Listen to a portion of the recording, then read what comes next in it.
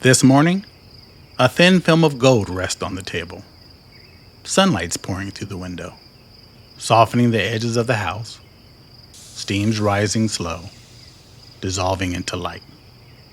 Outside, the birds lift from their nest, wings sharp against the quiet, beginning the day's foraging for their young. For a moment, time folds in on itself. One perfect, ordinary morning. Moments like this make the world feel small enough to hold in one hand. So I let the lens, this quiet, ordinary moment, guide me. I sit, I sip, and I let the thought rise before the day asks anything of me.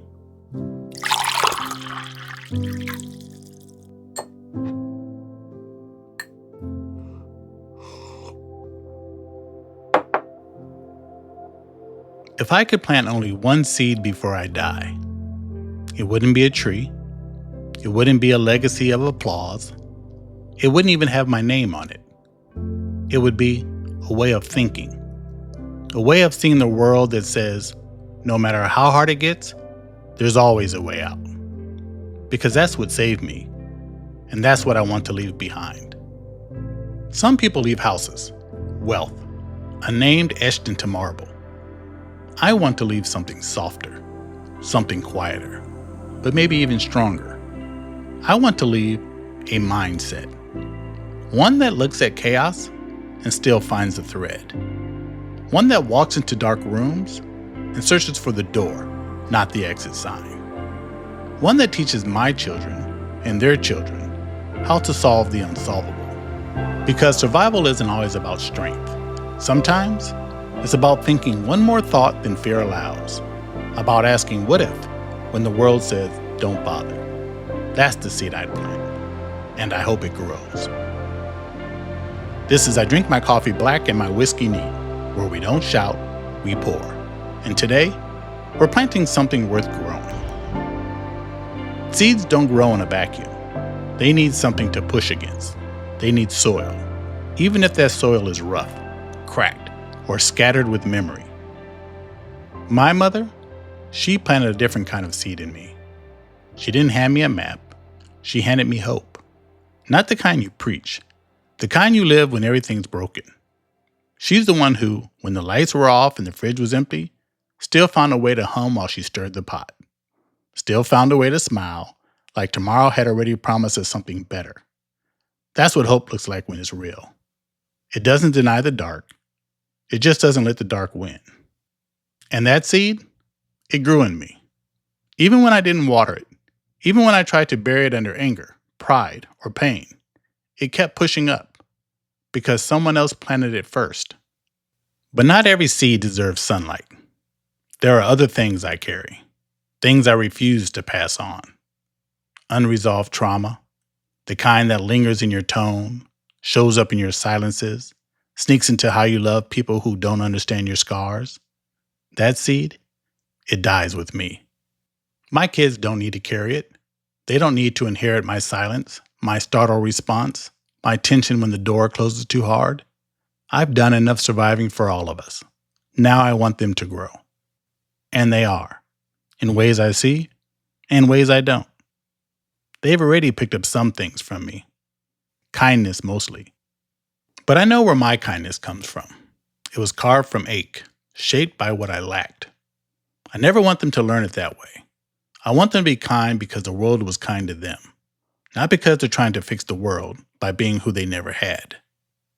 And that brings me back to this seed I'm planting, the one that doesn't have petals or roots, but questions, curiosity, critical thought, the kind of mindset that says, just because someone gave you the answer doesn't mean it's true. Because the future won't belong to the loudest.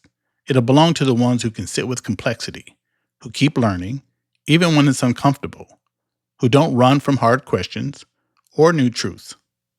I want my legacy to be that my children and their children can think beyond fear, can feel their way through doubt, can hear something that doesn't sit right and not just swallow it. And most of all, that they know how to plant their own seeds with intention, with courage, with care. Because planting a seed isn't just about what grows, it's about what it grows instead of, what it replaces, what it refuses to let take root. I've had to do that inside myself. There were seasons when rage tried to grow, when cynicism came easy, when it felt safer to expect nothing, because at least then, I couldn't be disappointed. But somewhere under all of that, curiosity kept tapping. It kept asking, but what if there's more? What if this isn't all there is? What if you're wrong about how this ends? That quiet voice, that relentless hunger to understand, is what kept me alive. And not just breathing, alive, present, engaged, able to reach for more than survival. That's the kind of seed I want to plant. One that doesn't just look for answers, but questions what we're told to believe. One that isn't afraid to say, I don't know, but I want to. One that values stillness just as much as speed. That sees doubt not as a weakness, but as the beginning of depth. Because when you grow up in chaos, you learn how to spot danger. But curiosity, it teaches you how to spot possibility. And that's what I want to leave behind. Not a version of me, not a shadow, not even a set of instructions, but a spark, a thought, a voice in their head that says, what if there's another way? And I hope they follow that voice, even when it leads them somewhere I've never been, even when it challenges everything I've taught them. Because legacy isn't control, it's trust. It's planting something in the soil of a future you'll never touch and believing it will bloom anyway. So if I could leave just one thing behind, one thing to keep growing long after I'm gone, it would be this. That when life gets loud, they know how to get quiet. That when the world tells them what to think, they still know how to wonder.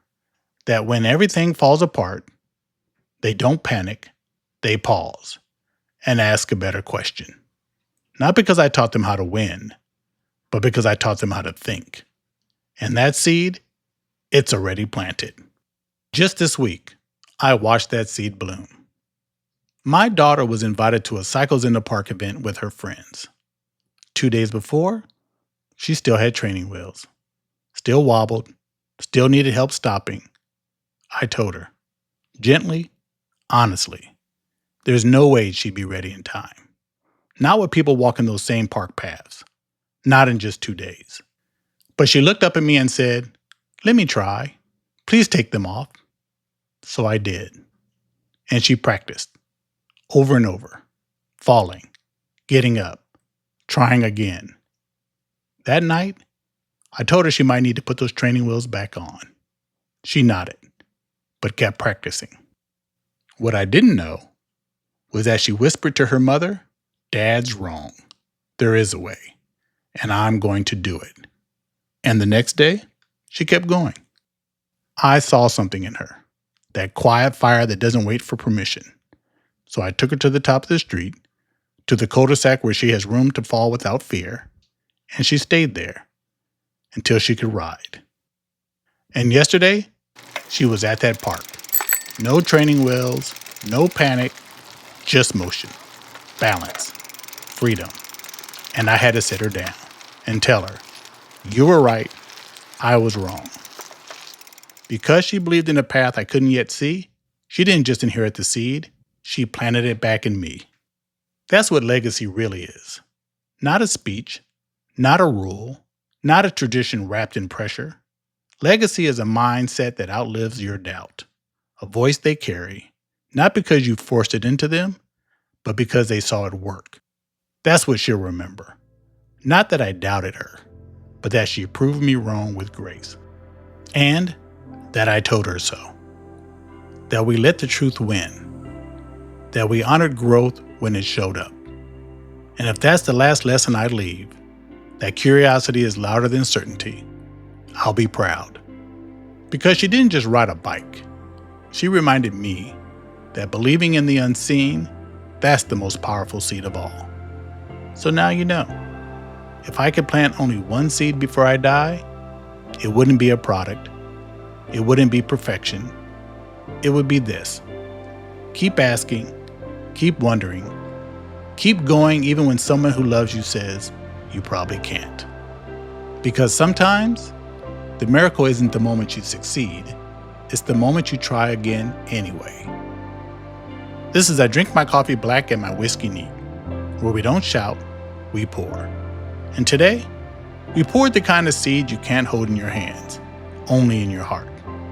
The kind that outlives applause and keeps growing long after we're gone. So water it, protect it, pass it on. That's how change outlives us.